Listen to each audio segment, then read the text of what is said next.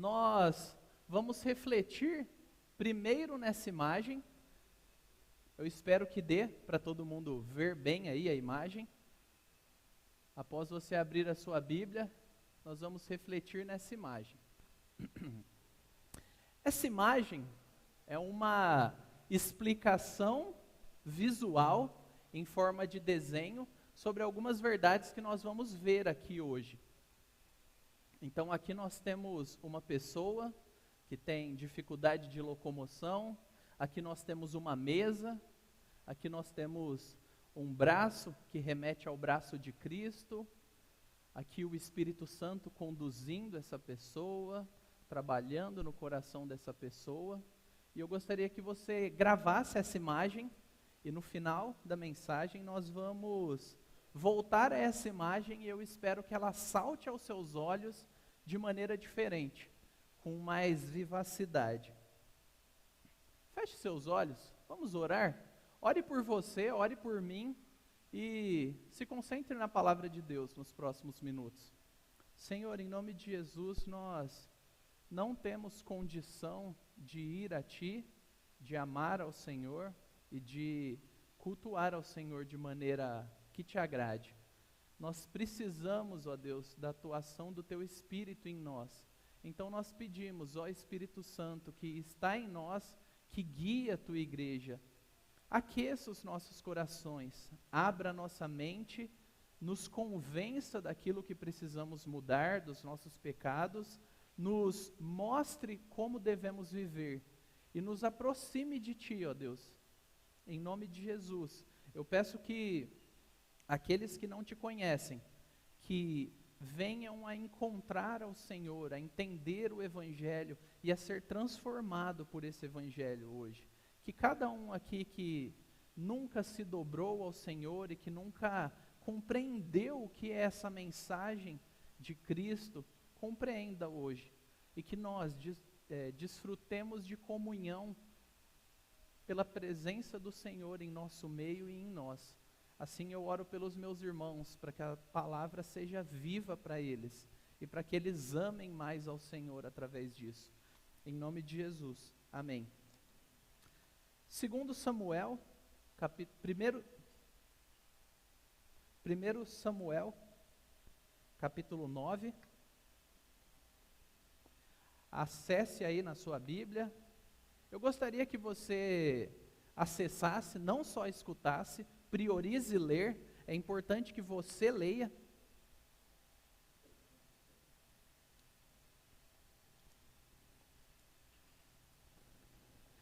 Na verdade, eu falei errado, é 2 Samuel 9, perdão.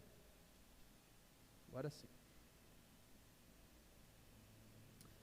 Então, acompanhe com fé a leitura da palavra de Deus. Nós temos muitas distrações, tente reduzi-la ao se concentrar. Um dia Davi perguntou: será que resta ainda alguém da família de Saul para que eu use de bondade para com ele? Por causa de Jonatas? Havia um servo na casa de Saul, cujo nome era Ziba. Chamaram-no, pedindo que viesse falar com Davi. O rei perguntou: você é Ziba? Ele respondeu: sou eu mesmo, seu servo. Então Davi perguntou: existe mais alguém da família de Saul para que eu use da bondade de Deus para com ele? Ziba respondeu: ainda existe um filho de Jonatas, aleijado de ambos os pés. Então o rei perguntou: e onde está ele? Ziba respondeu: ele está na casa de Maquir, filho de Amiel, em Lodebar. Então o rei mandou trazê-lo de Lodebar, da casa de Maquir, filho de Amiel. Quando Mefibosete, filho de Jonatas, filho de Saul, chegou diante de Davi, inclinou-se prostrando-se com o rosto em terra. Davi disse: Mefibosete. E ele respondeu: aqui estou, às suas ordens.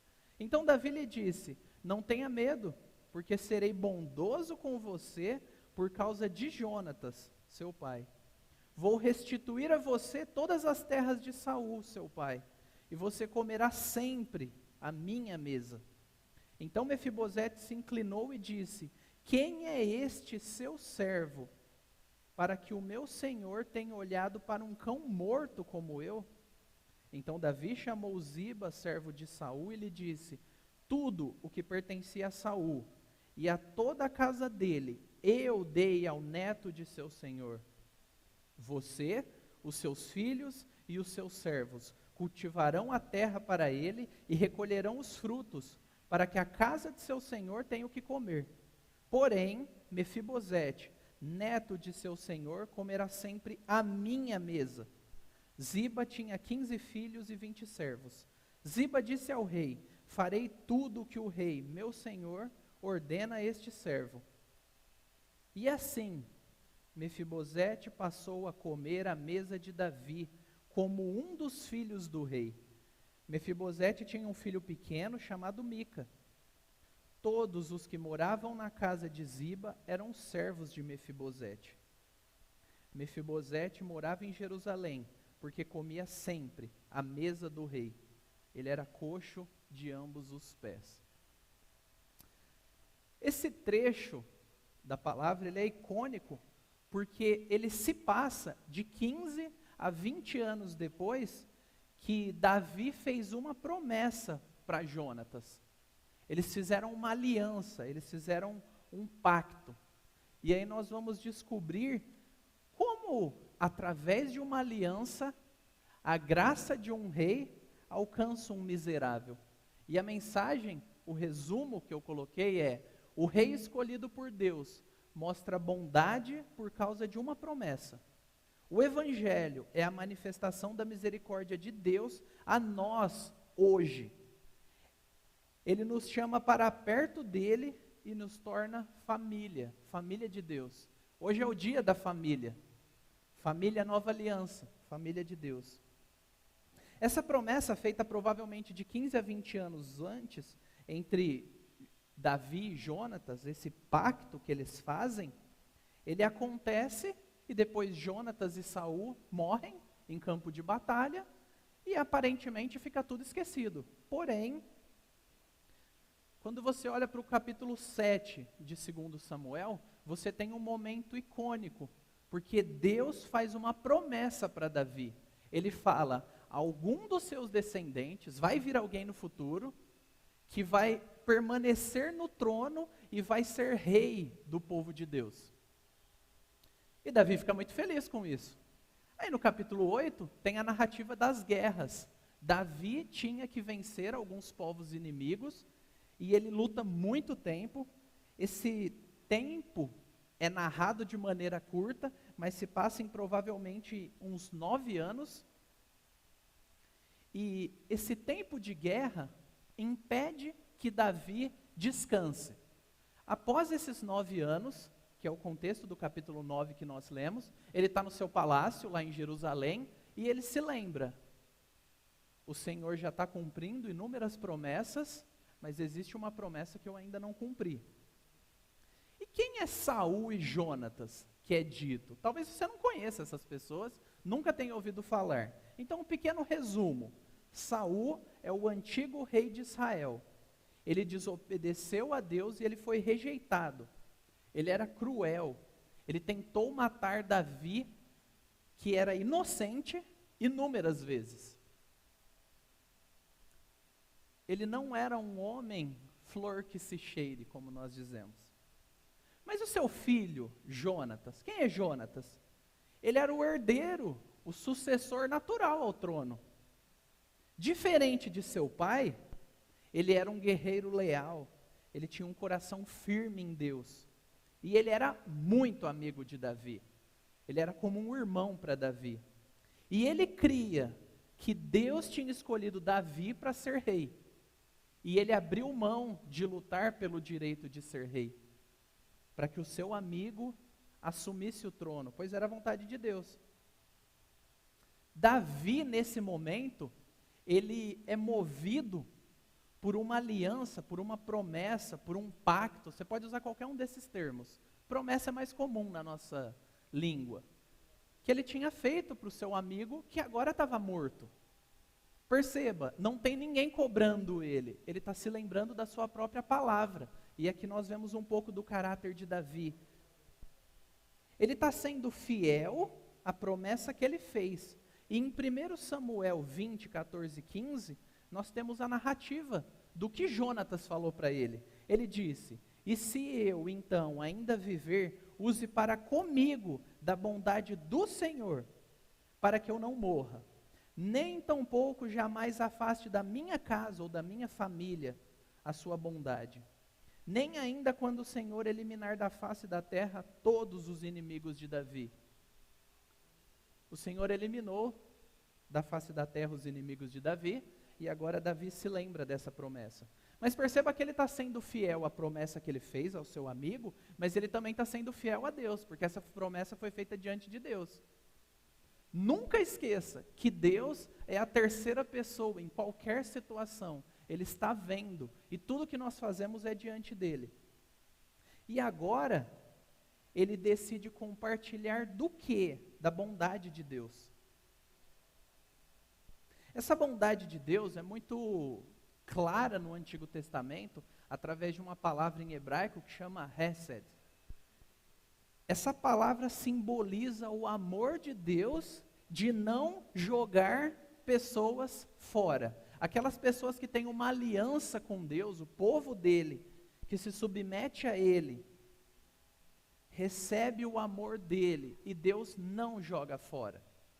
Então essa palavra de bondade significa um amor que é leal, um amor que não é variável de acordo com o humor. Ele é firme, ele é constante, e ele inclusive independe se aquela pessoa vai fazer a parte dela. Esse é o amor de Deus por nós, e é o amor que Davi demonstra para com Jonatas, que estava morto. E quem recebe esse privilégio é o filho de Jonatas, Mefibosete. Quem você conhece que é fiel, mesmo que custe muito para ele? A gente conhece alguém que é assim? Nós que somos cristãos, nós não só conhecemos, como nós cultuamos alguém que é assim. Porque o próprio Cristo, ele encarna esse caráter. Ele é essa pessoa. Ele paga o preço. Ele não dá só do que sobra, ele dá tudo de si. E lá em Marcos, capítulo 10, versículos 46 a 47, a gente tem um pequeno trecho muito similar.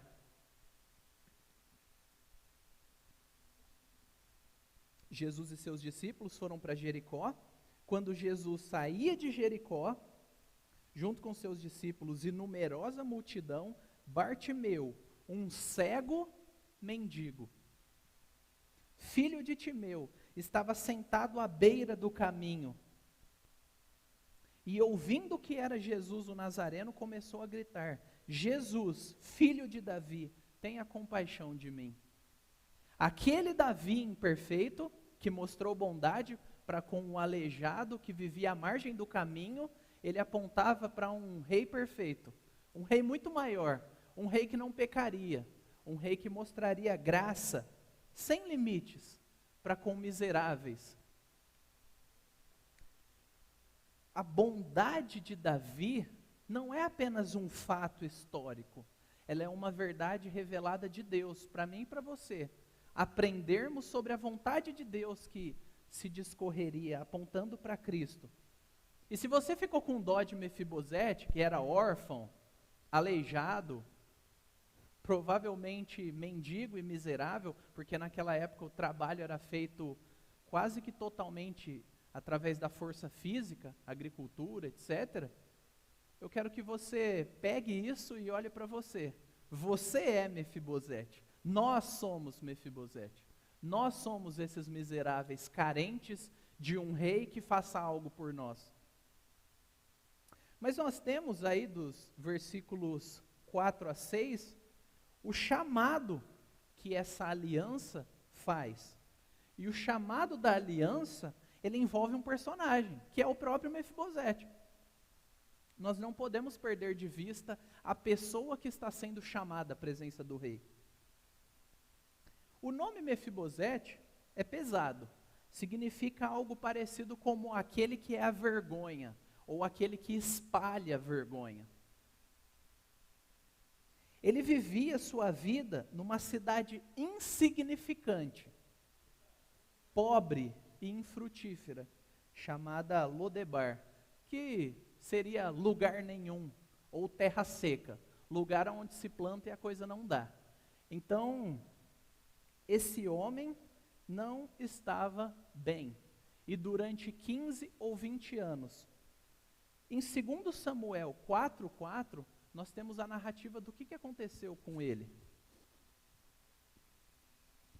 Quando ele tinha 5 anos de idade, a sua babá, a sua ama, pega ele e sai correndo. Por quê? Porque o avô, o pai e os tios dele tinham morrido em batalha. E nesse processo, ele tem os seus pés danificados, feridos de uma forma irreversível. A gente está falando de 3.000 anos atrás. E ele se torna um aleijado, um coxo, alguém com sérias dificuldades de se locomover. Naquela época, como você já deve ter visto em outros lugares da Bíblia, era comum que quando um rei ascendia ao trono, ele eliminasse todos os homens da linhagem anterior. Literalmente mata todo mundo, para que no futuro, inclusive as crianças, para que no futuro ninguém venha querer reivindicar o trono. Davi não faz isso. Foi o próprio Deus que deu o trono para ele, e ele não faz nada disso. O próprio Deus tira as pessoas que ele não queria. E você tem um exemplo disso em 2 Samuel, capítulo 19, 28. E esse retrato desse homem, possivelmente, talvez, depressivo, vitimista, solitário, possivelmente infeliz, em algum ponto, é algo que você entende bem, porque somos nós. Em algum momento da sua vida, talvez hoje, você está se sentindo um pecador com todo o peso disso. Talvez fracassado, porque seus planos não estão dando certo. Insuficiente para ser pai, marido, mãe, profissional. Insuficiente porque seus sonhos não estão sendo realizados. Desprovido de capacidade de fazer bem a si mesmo. Mefibosete não podia mudar a própria história. Ele não tem ninguém, ele não tem nada, e ele não tem força para fazer nada por si mesmo. E tem uma frase de um pastor que eu gosto muito, o Emílio Garófalo, ele é um pastor presbiteriano, e ele, pregando sobre isso, ele diz: uma vida sem muito efeito, uma vida sem muito brilho. Um homem largado que espalha vergonha, morando em lugar nenhum e sem capacidade de sequer reagir. Essa é a situação de Mefibosete. E se você olha para você e fala: não, estou muito melhor que ele. Pense bem, você pode estar bem fisicamente, mas por natureza, nós nascemos assim. Nós somos inimigos de Deus, nós somos mortos, nós somos defeituosos, nós somos deficientes espirituais. Todos nós. A criança mais fofinha, bonitinha aqui, nasce em inimizade contra Deus. E ela precisa de Cristo. Ela vai crescer e ela precisa, em determinado momento, se arrepender e crer. E os adultos que estão aqui, se você ainda não se arrependeu e confiou em Cristo, você é inimigo dele. Mefibosete, durante um curto período de 5 anos, fez parte da linhagem real do povo de Deus. Isso não é pouca coisa. Mas após a tragédia, essas limitações que foram impostas, acabaram com ele. Ele foi vencido pela vida e pelas situações. Mas havia um rei generoso, que lembrou de uma promessa, e que ia mandar o miserável vir para encontrar com a graça. Davi aponta para Cristo, o rei que não precisava dar nada a ninguém, mas pela sua aliança. E se você olhar para Abraão, Deus fez aliança com Abraão, Deus fez aliança com Noé, Deus fez aliança com Davi, e nós temos a nova aliança, que dá nome à nossa igreja, que é em Cristo, através do sacrifício de Cristo. Não há mais alianças. A nova aliança é a última aliança. Não há outro meio, não há mais o que revelar. Cristo é o ápice, ele basta. Não precisamos mais lutar. Deus veio ao nosso encontro em Jesus. Alguém pode falar amém por isso? Dá para ser grato? Sei que está todo mundo, né? Dia chuvoso, mas Deus veio ao nosso encontro em Jesus. Agora está legal. Isso e todos esses benefícios que Jesus nos dá e que dá vida para Mefibosete, nos lembram de algo. Você foi criado por Deus. No fundo você sabe disso. No fundo você sabe que você veio de Deus, que há um Deus e que alguma hora você vai ter que se encontrar com Ele. Com maior ou menor variação, no fundo você sabe. Há uma justiça que está vindo e ela está vindo te pegar. E você vai fugir disso ou você vai se dobrar diante de Deus e lidar com isso, com aquilo que Ele deu. Você sabe também que o mundo está fora do prumo, está fora do eixo. Não é como deveria ser. Mas é como nós sempre o conhecemos, o que é uma loucura. A gente almeja por algo perfeito que nós nunca conhecemos. E a gente sabe que as coisas estão erradas. O pecado causou isso. Você sente falta de algo que nunca teve, mas sabe que é o que você precisa. O nome disso é desejo por Deus ou saudades de Deus. Alguns falam vazio do tamanho de Deus. Você sente falta de um relacionamento profundo, de não se sentir órfão, de não se sentir deficiente espiritualmente, de não se sentir abandonado. E isso só vai ser encontrado em Jesus Cristo. Esse anseio do seu coração, que também era o anseio de Mefibosete, é o anseio de todos nós. Mas quando ele vai ao rei, ele é chamado. Perceba, é o rei quem chama. Não foi Mefibosete que procurou nenhum tipo de benefício. Mas quando ele é chamado e vai, porque quando o rei chama, nós vamos, a gente não vai resistir quando o próprio Cristo nos chama. Esse chamado é irresistível. Como nós devemos receber isso? Qual é a conduta, qual é a postura do cristão? Qual é a postura para você hoje que talvez nunca ouviu falar sobre Cristo? Humildade. No versículo 8, Mefibosete diz: quem é este seu servo para que o meu senhor tenha olhado para um cão morto como eu? Isso é humildade. Ele não está preocupado com a autoestima, nem com a imagem, ele entende que ele não passa de um cão morto.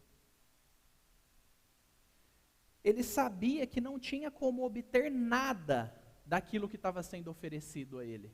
É algo que ele quer, é algo que ele precisa, é algo que ele não pode alcançar e é algo que generosamente está sendo dado a ele. O nome disso é graça.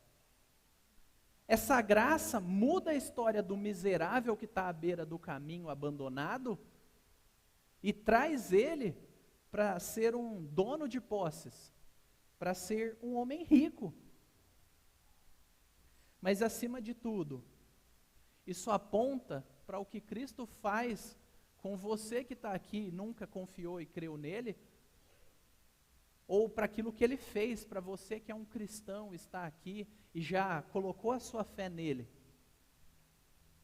O coração amolecido, a convicção de que não merece nada. É assim que nós vamos a Cristo.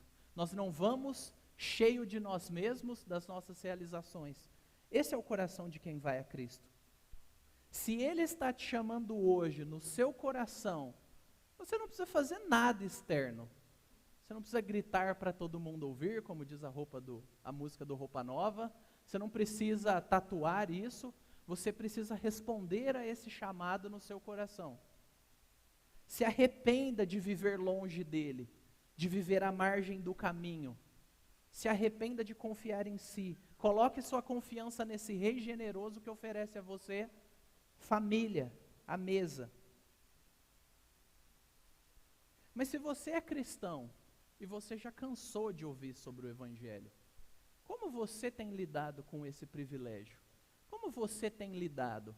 Você considera algo insignificante, opcional? Eu já tenho todos os benefícios mesmo? Já está beleza? Estou salvo? Deixa eu viver do jeito que eu quero? Será que é assim o jeito bíblico de viver? Será que você se acostumou demais com a graça de Deus e está tratando isso como algo insignificante? Deixa para depois que eu construir o meu primeiro milhão, o meu império, para depois que eu estiver com problemas na coluna e sem memória, quem sabe eu dou uma chance para Jesus. Não seja tolo. Deus é um rei. Nós não falamos de qualquer jeito e não nos portamos de qualquer jeito com o rei. Se você está desanimado, enfrentando lutas, se sentindo esmagado pelo peso do mundo, insuficiente, incapaz, você é mesmo. Essa semana eu passei por isso. Glória a Deus por homens que me ajudaram. Você é incapaz. Você não tem condição de se autoajudar. Mas o rei tem. Se você é cristão, você tem para onde correr. Nós somos piores que um cão morto. Mas a bondade de Jesus em vir até nós e nos dar vida é o que nos dá alegria, nos dá esperança, nos dá leveza para que nós o obedeçamos. Não é na nossa força, mas é uma obediência por causa daquilo que ele fez, que nos dá a convicção e a esperança.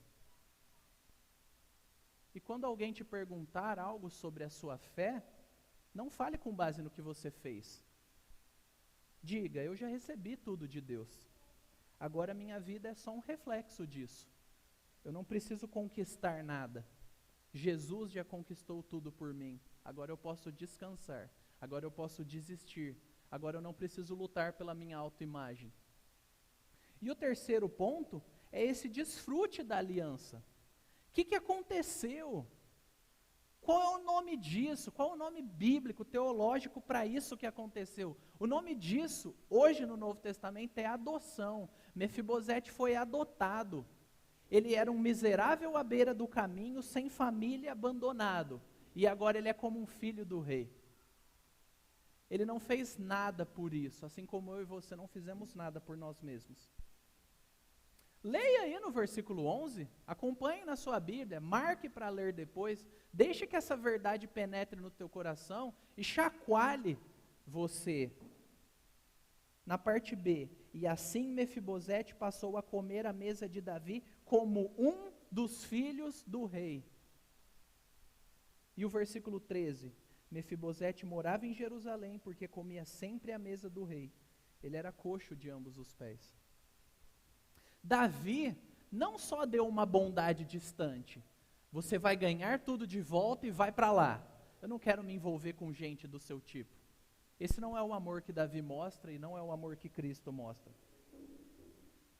Esse amor é um amor que traz para perto.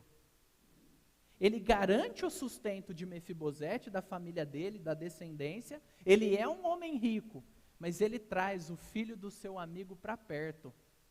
Ele amava aquele amigo, ele amava Deus e ele não economizaria o amor e a bondade que ele tem recebido de Deus. Ele trouxe esse homem, talvez mal cheiroso, com o cabelo desarrumado, para a sua corte e mudou o destino dele. Não é isso que Cristo faz conosco? Não é isso que ele fez com você? E se você está aqui e não sabe disso, por favor, converse comigo, converse com alguém do Ministério da Família, procura quem te convidou. Saiba mais sobre esse Cristo. Ele é adequado para resolver o problema da sua alma. E lá em João 1, capítulo 12, nós temos um versículo interessante que remete a essa situação, se você perceber. Diz assim, mas a todos quantos o receberam, deu-lhes o poder de serem feitos filhos de Deus, a saber, aos que creem em seu nome. É isso que está disponível para você aqui hoje. Se você nunca pensou nisso, você pode deixar de ser um isolado, alguém que vive aleatoriamente aí pela vida, e se tornar um filho de Deus, que é muito melhor do que estar à mesa do rei. Ele passaria a receber todo o necessário através do esforço de outra pessoa. Ele não vai trabalhar, perceba, ele é coxo de ambos os pés ainda. Davi não tinha poder para mudar o pé de Mefibosete. Ele tinha poder de mudar o ambiente e dar tudo o que ele precisava. Mas ele não tinha poder, diferente de Cristo. Cristo tem poder de mudar o seu caráter. aquele pecado maldito que afeta o seu casamento, que afeta a maneira que você se relaciona com seus filhos, que afeta o seu trabalho, Cristo tem o poder para mudar isso. Ele tem o poder para te dar uma nova vida. Mas perceba, é por base do esforço dele, não é o seu esforço que te garante isso. Você não vai ser sustentado pelo seu esforço, você vai ser sustentado pelo esforço de outro. Essa doutrina da adoção é bela porque ela nos faz descansar e dormir à noite e saber que nós podemos descansar, porque Cristo fez tudo o que era necessário. Ele morreu a morte que me destruiria. Ele ressuscitou para comprovar que Ele era quem Ele disse ser. Ele era puro, o próprio Deus encarnado, a morte não poderia segurá-lo. E eu quero ler um trecho que eu acho um dos mais belos de Romanos. Acompanha aí. Porque Cristo, quando nós ainda éramos fracos, morreu a seu tempo pelos ímpios. Dificilmente alguém morreria por um justo. Embora por uma pessoa boa, alguém talvez tenha coragem para morrer. Mas Deus prova. É isso. Deus que não precisa. Deus prova o seu próprio amor para conosco, pelo fato de Cristo ter morrido por nós, quando ainda éramos pecadores, inimigos, o desprezávamos. Logo, muito mais agora, sendo justificados pelo seu sangue, seremos por ele salvos da ira. Porque se nós, quando inimigos, fomos reconciliados com Deus mediante a morte de seu Filho, muito mais, estando já reconciliados, seremos salvos pela sua vida. Romanos 5, de 6 a 10.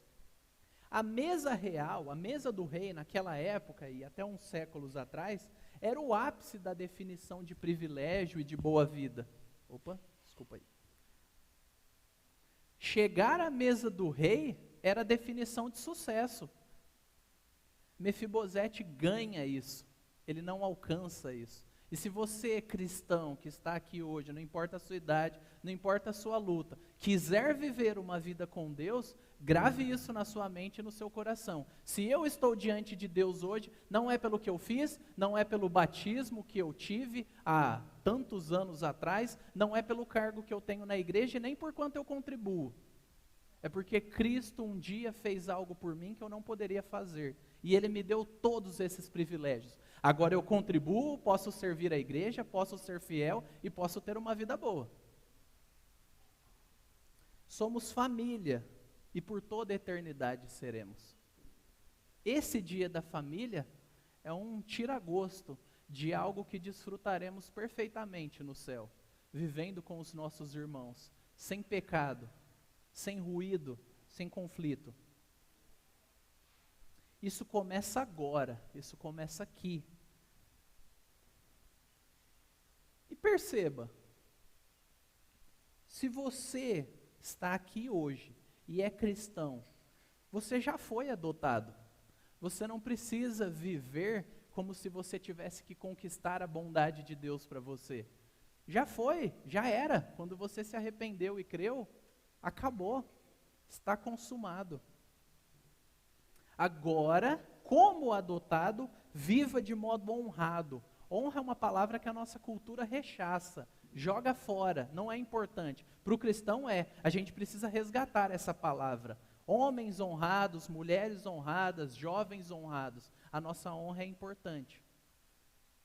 Viva de modo digno e viva de modo obediente. Não desperdice a bondade de Cristo para com você.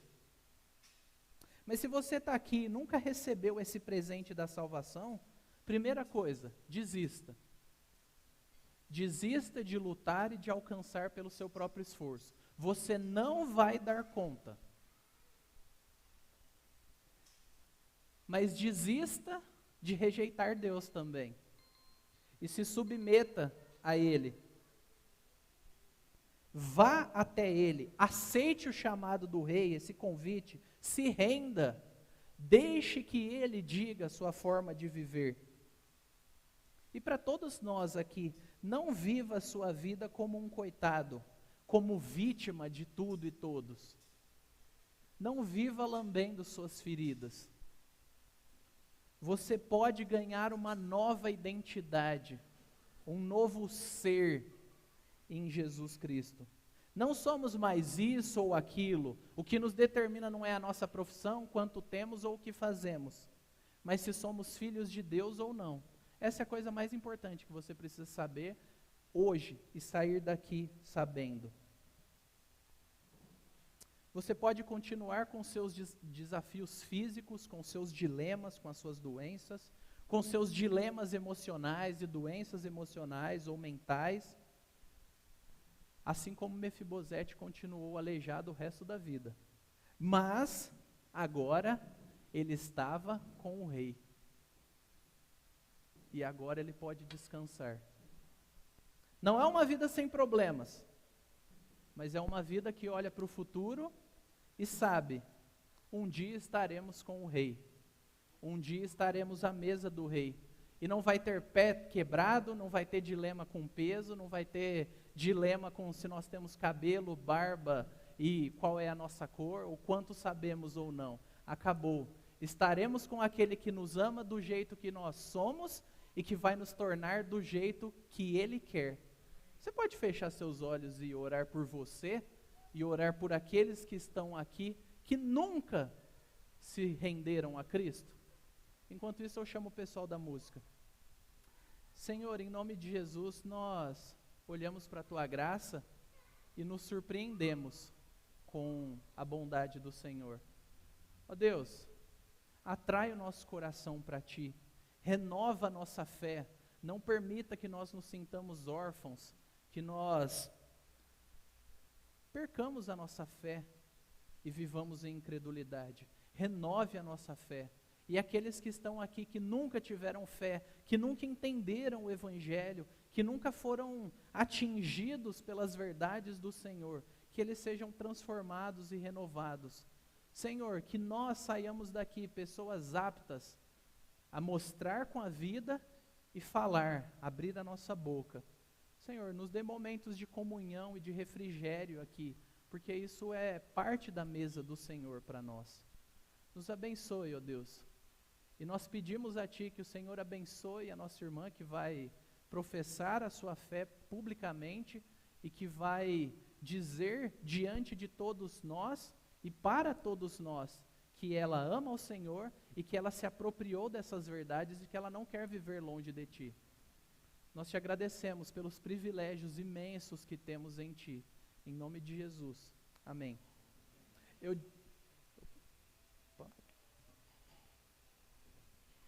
disse que a gente voltaria à imagem rapidinho, e eu quero que você olhe essa imagem um pouco, e veja se agora está mais claro, pelo menos um pouco mais claro. Nós somos esse homem, nós podemos ser esse homem. Se o Espírito Santo está te levando a isso, não saia daqui sem conversar com alguém, sem buscar saber mais sobre Cristo. Não ache que é uma vozinha incômoda na sua consciência. Se é o próprio Deus que está te levando a isso. Não rejeite a mesa do rei. Amém.